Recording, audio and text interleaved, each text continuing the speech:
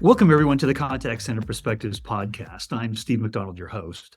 And today we have a very special guest here, Pat Ferdig. Now, Pat is an expert builder. You have worked primarily in the SaaS space, electronics. What we're going to talk about here today actually applies across the entire industry. We're going to talk about tackling systematic resistance to accepting subpar performance. And I think this all plays into the ongoing perceptions from senior level management, the board across the industry, contact centers mostly as cost centers to be controlled and maintained. But we're going to flip that around. And one of the things that you're going to help us with is understanding why there is this acceptance of subpar performance and how that's holding us back and how we flip that and actually show how a contact center is one of the most vital parts of the growth engine for a company. So with that, I'm going to ask you to expand a little bit on your background as a builder and a fixer, because I know that you also have an expertise in coming in and fixing broken organizations, contact centers.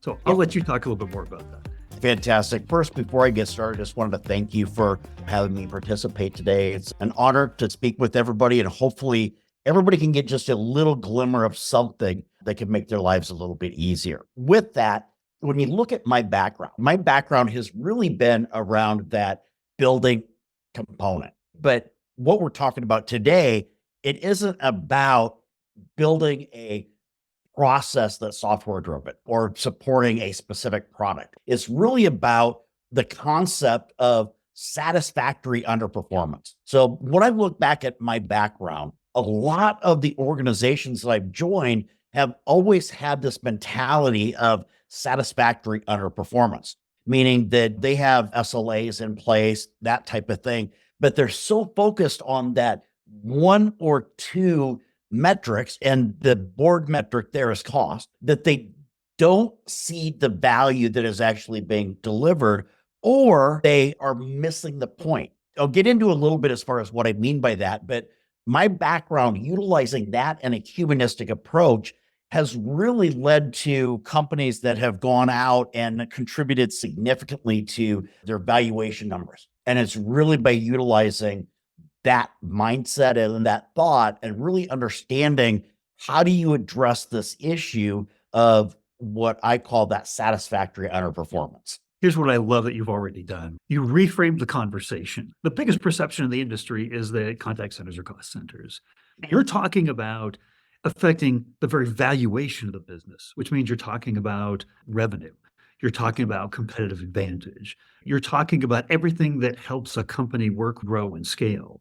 So I think this satisfaction with underperformance is an acceptance of this is a necessary evil. This is a cost that we have to contain. We have to be able to have somebody answer questions from our customers. But beyond that, I don't see a direct connection to valuation of the company.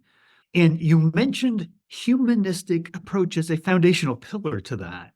Could you explain what that means? Absolutely. So when I talk about a humanistic approach, it's about the emotional side of the business. Every individual, just by definition of human nature, has an emotional response to one thing or another. You start seeing these trends in your CSAT that they start tracking. How did it make you feel speaking to this individual? Or how did the solution make you feel? Those are really to try to capture the emotional or that human type of response, because what that customer perceives is that customer's reality. What that agent perceives is that agent's is what they believe. And so it's really about getting in and understanding and talking with individuals. It's about making sure that you're not asking them to do something that they wouldn't do. It's about being able to understand what that individual is and having the empathy behind that. And when I say empathy, completely different than sympathy. Empathy is the understanding and putting yourself in that individual's shoes, and then being able to tailor your conversations to their emotions. And with that, you're able to build that humanistic connection. And being able to do that, you get buy-in from a lot of different people. You get buy-in from your agency. You get more buy-in from your customers. You get more of an acceptance and more of an agreement and more participation when you have that humanistic approach, because everybody's human. Everybody wants to have a voice.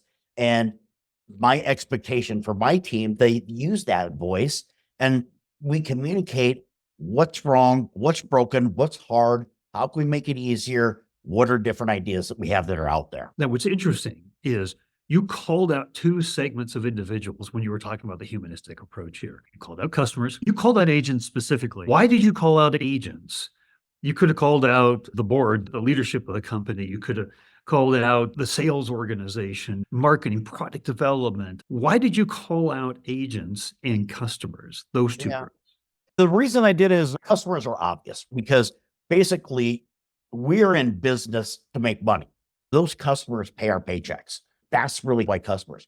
Agents is that if you look at it, after an item is sold, and it doesn't matter if it's a pen, it doesn't matter if it's a service, doesn't matter if it's a computer, after that initial sale, the only interaction that that customer typically has, at least voice interaction, is with an agent, whether it's support, technical, or customer service. So those agents are setting the tone for that company. And to give you an example, when I first started at my career, won't tell you how far back it was, but with Gateway Computers, I was a customer service representative right before Christmas. And it was back when multimedia was this huge phenomenon. You mean I can actually hook my speakers up to my computer and I can actually hear things? There was a major shortage of sound cards, so we couldn't ship computers. Back then, a PC was $2,500 to $3,500. And all of these individuals were really trying to purchase these for Christmas gifts. And so I had mothers and fathers calling on the phone, crying because they weren't going to get anything. That is so critical because agent can make or break that scenario for that customer. And so it's very important that you use that humanistic approach with agents, because if the agents are engaged, if the agents are happy, they will then provide more confidence and provide a higher level of service and support to the customers. You cannot have a customer experience strategy without focusing on the agent experience. It's just impossible in my mind. So that probably leads us into our next question here, which is you talk about how important it is when you're in that rebuilding mode, assessing and then rebuilding. And if you could tell us a little bit about what you do in the assessing, what you do in the rebuilding. But one of the things that you pointed out was you said, my number one priority in rebuilding is with the agent. So that first back us up just a little bit, if you don't mind, and tell us, what are you assessing? And then what are you trying to rebuild? Yeah, it really depends, because I look at things in a part of what we have to do is we have to continue to reinvent how we do things. Customer behaviors change, customers' expectations change. And so we have to stay on top of that. So when I'm looking at things, and I'll come into an organization, typically things are broken. We know we're transitioning to a consumption model. So we need to build all the playbooks and all this type of thing and all the agent training to enable the business to do that. Or it is one where, hey, we're starting from scratch. I've been in scenarios where they're like, our net revenue retention is at 78%. So things are physically broken, but we don't know why. Key to really understanding that is to listen to the conversations, talk to the agents, because the agents themselves, they know what's broken. They know what works and what doesn't work. They know if there is a script out there that you're using. Every time I try to utilize the script, a customer gets upset. And so really, this is where it comes back to sitting down with the agents and finding out what's going well, what's not going well. Are there things that we should start doing that we're not, or are there things that we should stop that we're currently doing? And really focusing that on how do we make it easier? Because I think that as individuals get up there in the ranks, it's very easy to say, you know what, I'm in the position that I'm in because I have all the experience and all the knowledge. The reality is that as you build yourself up in the ranks, you become more distanced from what's happening on the front lines. So we can consider ourselves an empty can up at the top. And in order for me to make the right decisions, I need to get engagement from the agents. I need customer confirmation that is exactly what they're looking for or want. And then we can take a look to see what the overall impact would be. And when I say overall impact, it's pilot, refine, launch. It's never a flip the switch and make sure what happens, because at the end of the day, like I said, every business is there to make money. So we cannot afford to put something in place that's going to have a negative impact. And there's always going to be something that doesn't go perfectly, but it's your ability to understand what that is, not accept that that's just the way that it is, and really continue to improve that utilizing your Six Sigma methodology, some of your other components that are out there. But it's not really accepting the way things are. I love the way you keep helping us think differently about that. Mhm. If you were to have a net revenue retention problem and executive leadership was saying, we got to figure this out. And somebody says, we got to do in-depth research with our customers. We got to talk to our customers. We got to figure this out. Nobody would bat an eye. If Yep. somebody said, we got a net revenue retention problem, I want to go talk to our agents. There might be dead silence in the room. They're the ones that are having daily conversations, is what I'm taking away from this. Yep. So it is the absolute next best thing. They're having conversations widespread. Any research with customers is going to be a slice. But your agents, if you can capture that knowledge, are having continual conversations. When you said refinement, I'm thinking they're the refinement megaphone from the customers. They are. They are the voice of your customer, because you have all of these customer listening posts. We have the CSAT surveys. You have your NPS survey. You have all of your view sites that are out there. You have all of these areas, customer segment or sentiment. You have all these areas where we spend a lot of time as leaders trying to understand the reality. You know what? If I have an agent that's talking to 50 to 75 customers per day, they're going to have a pretty good understanding of what happens in those phone calls and what's reoccurring and what's not reoccurring. And so I think that when you look at change, you look at trying to put a gauge in place to figure out, hey, what risks do we have? What are the challenges? It has to start with the agents. And in order to do that, you have to make sure that your agents are enabled. And by enabled, I don't mean I'll give you a discount for this, discount for that. That's a good thing. Are they trained properly? Are you recruiting for the right level of agent? Do they have the right mindset to be able to do that? And I think that and spending time with the agent is absolutely critical to any type of a contact center success. Because once you get to that point, you can then start monetizing the operation. But if your level of support is just, hey, you know what, we're just here to answer phones, that type of thing, it's a necessary evil, it's a necessary cost. It doesn't work that way anymore. There has to be the value and there has to be the driver there to make sure that everybody up and down understands what the value is that contact center is providing to the business. And it's not just providing support, because you can actually correlate the level of experience to renewals. If it's a renewal company or it has a software renewal component to it, you can factor in those experiences with your contact center with repeat purchases. You have the data that you can utilize, but it all comes back to the experience that they have. I've had customers, and I'll give you one example of this, is when I was with Avalara very early days, we had a complete system outage. All of our servers went down. None of our customers could calculate tax. So the first thing I did is I personally jumped on the phone and started calling our big customers. I had everybody else.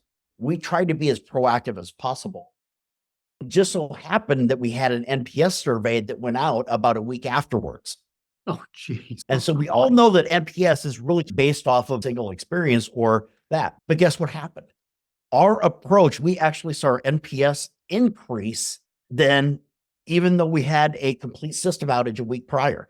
And I think the reason for that is because of the approach, because of the enabling them, and because of the way that we engaged with the agents to let them know what was going on. We were very transparent and gave them the authority to be transparent to the customers.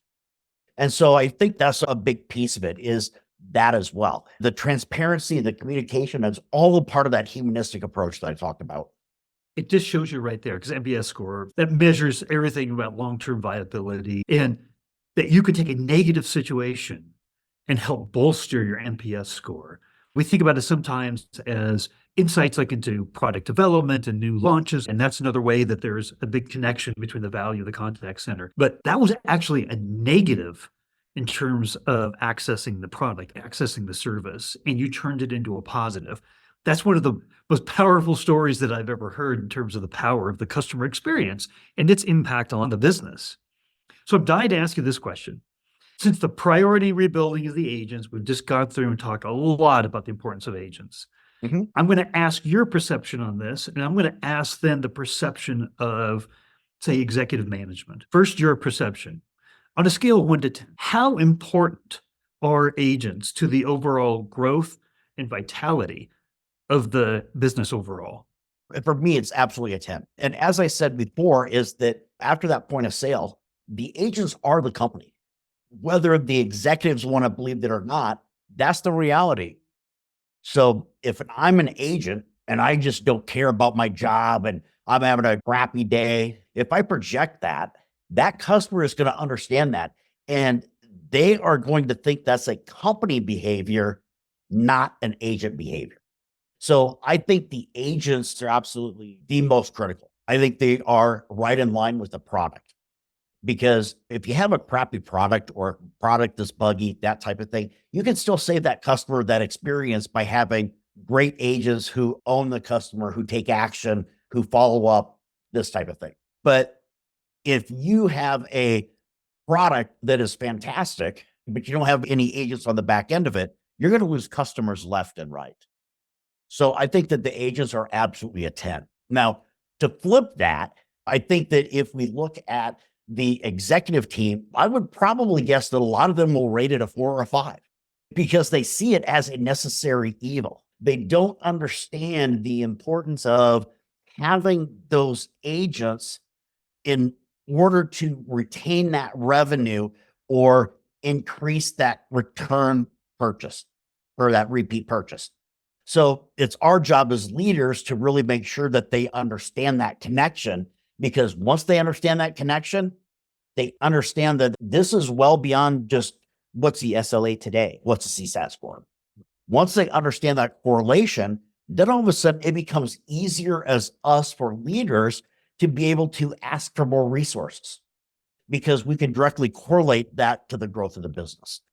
So I think what you just went through there is one of the very reasons why there is an acceptance of subpar performance, because they're not seeing the contact center in its true light, in its true value. They're looking at it as a cost center, its strategic importance, its value to the organization. If they're not making that connection, then it's just a cost center and they're accepting of whatever it takes just to maintain costs.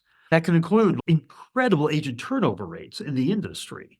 The entire industry has said, it's necessary evil. It's just a part of the game. We got to do that.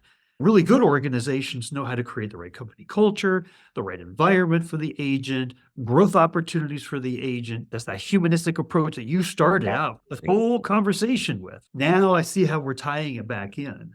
Yep. Yeah. And it all blends together very easily. And I worked for an organization, I won't say who, but we had over a 200% employee churn issue. We were hiring left and right. We have employees actually go through training. Day one, they were gone when they were supposed to be on the floor. And so it's really understanding that. And I think that as leaders, especially contact center leaders, a lot of us are servant by nature. And so it can get awkward going in and promoting these things to the organization, saying that, hey, you know what? My agents, my contact center is the face of the business. We are the reason that customers are going to repurchase or renew. And so I think that it takes stepping out of people's comfort zone, because you always have to be selling to the executive team. You always have to be presenting the organization as a value add to the customers and the company. I think what happens a lot is that there are executives out there that just don't want to hear it, aren't going to hear it. They grew up in maybe called an old school mentality where the contact center it's a cost center. We know it's a necessary evil, and we know that it's going to cost us 3% of revenue annually. And so as the contact center leader, I'm holding you responsible for 3 things. Keep your costs under 3%, SLAs, and CSAT. You know what? That's fine. I can do that. But what about self-service rates? What about other things such as customer effort? What about some of these other things that we actually tied that experience into repeat business? Then we can monetize it. Are our customers telling us within the contact centers new ideas for product? Or it'd be great if we could do this. Are other leaders within the organization taking that information and acting on it? Or is it just saying, whatever, we'll get to it? This is really where, again, I'll pull the humanistic approach in, because the humanistic approach builds relationships. And when you build those relationships, you build the trust. You build the trust. And now all of a sudden, when you go into a meeting and have a customer corner where you're giving an example of a great experience and comments from customers and a bad experience, people walk away with that bad experience top of mind and saying, you know what, I know that I'm in product, but what could we have done to make that better? And all of this is what you're talking about is intelligence. And it's all coming from the agents. They're all frontline. I had another, just as you, C-suite individual saying they're one of our best early warning signals. Absolutely. So how much value is it to the organization that we identify a problem before it's sat there for 6, 7, 8 months, creating issues again and again for the organization because we didn't clearly recognize it or how to fix it? It's not just also, like you're saying, renewals, cross-sells, upsells, creating loyalty, net promoter score increases. It's also, on the other side, avoiding disasters that happen all the time. Right? Absolutely it is. In fact, it is important enough for me that I spend on average 1 to 2 hours per day talking with agents, talking with team leads, with managers, because they are my early warning. And when I have these conversations with them, it's not, hey, you missed your metric. What are you going to do today to fix it? It's, hey, I noticed that we slipped a little bit. What are you saying? Let's work through this together. It's not the finger pointing. It's, hey, we know we have this challenge, but what can we do? But even beyond that, what can we do today? But if you look at what can happen over the course of the next week, month, whatever, what are you hearing from the customers? What are you hearing as far as an agent? What's hard? Do we need to take a look at the systems that we're utilizing? Maybe you're using 4 or 5 different systems that can be consolidated into one to make it more streamlined. And so I think that for me, talking with those agents and understanding what their experience is just as important as understanding what that customer experience is. You can't have one without the other. I've always been on the mindset that the highest voice of authority in the business is the customer. Mhm. You know, agents are talking to customers every single day and getting the kind of insights that we're talking about. That makes them the highest voice of authority. Actions speak louder than words. You spend 1 to 2 hours a day talking to agents, shows us where your priorities are of learning, but you actually have a process, not only just talking to agents one-on-one, but getting their voice into the company.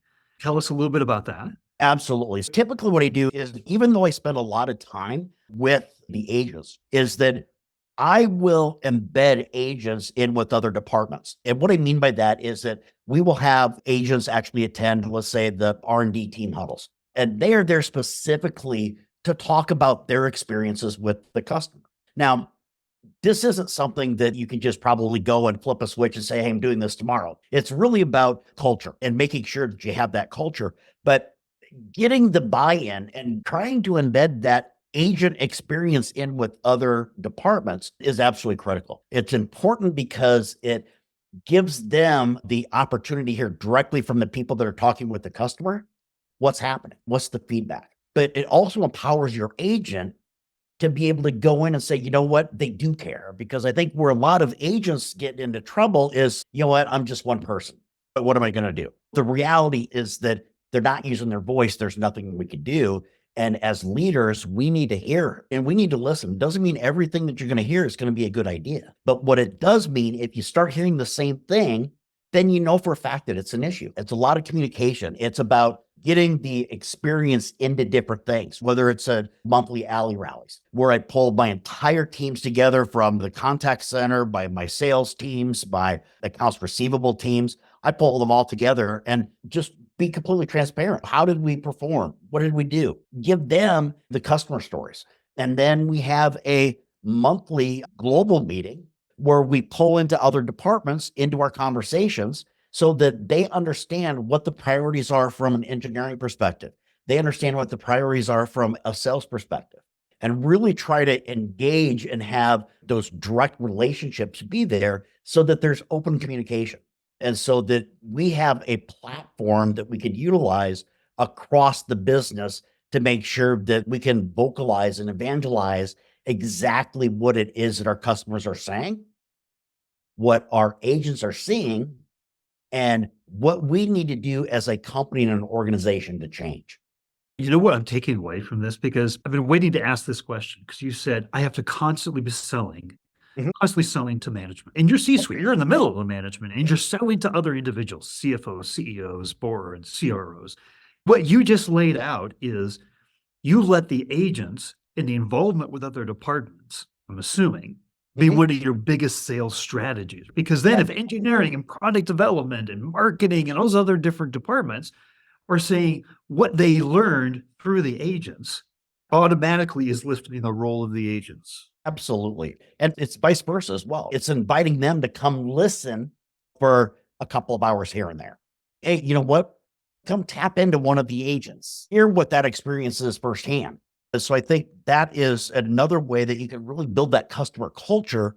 But really, what that does is that puts an additional spotlight on your contact centers for what it is that your contact centers do. So now it's not just me, the chief customer officer, going to the CEO and saying, this is what we're saying. Now, all of a sudden, you have your development team going to their leaders and their leaders going to the CEO to say the same thing. You take a couple of those turns, and all of a sudden, you're going to start seeing more attention. You're going to start seeing maybe the wallet open a little bit more. Maybe you're going to start seeing your training department, if it doesn't reside within your organization, say, hey, we want to do some extra courses. Is there a specific curriculum that you want? My experience has been that it's not anything one person can do. I can't look back at my successes and say, this is what I did, because it's about what everybody else is doing. It's about the agents feeling empowered. It's about the humanistic approach. It's about being agile. It's about asking for advice in terms of how would you fix this, and working cross-functionally, and then really building the team with the contact center at the center of that team. And then at that point, you're able to disseminate, you're able to sell the services that you're providing, the experience that you're providing much better, and you're going to get recognized for it. I know we could go on forever here, Pat, because it's so fascinating, but everything that we've talked about here, what would be the takeaway that you would want others to have from listening or watching this podcast? If there was one thing that you wanted them to take away. I would say the one thing that I would want people to take away is make sure that you are taking the opportunity to step out of your comfort zone and sell the value of your contact center. You always have to be silent.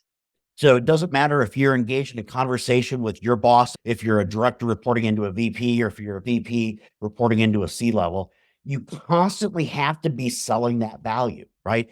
And how you sell that value isn't, hey, I met the SLA or we exceeded the SLA. It's about the experiences that you're building that are going to relate to an increase in renewals or repeat customers. Because you know what? That's what the C-level wants. That's what their concern is. That's what they have to go to the shareholders for, or the VCs or the Ps or whoever. They are held responsible for the revenue growth of that business. So you have to be able to find a way to identify the contact center's involvement or participation in that growth. You do that, you start reporting on that, you start showing the value of what it is that you're doing. And then all of a sudden, everything really gets elevated. Thank you. I think that was 2 minutes of a condensation of the entire conversation we had here, because part of what we want to be able to do is we want to be able to empower others to be successful. So I think that's your recipe for success. I know people are going to have additional questions. And would it be appropriate that we maybe give out your link on LinkedIn? Absolutely. Would love that. If anybody has any questions or wants to chat further, more than happy. Completely believe and pay it forward. I had a lot of great mentors in my career. That's one of the most rewarding things for me is mentoring. So happy to help whenever, however we can. Fantastic. Thank you very much for sharing all of your C-suite insights on this subject. Fantastic. And thank you. It's been a pleasure.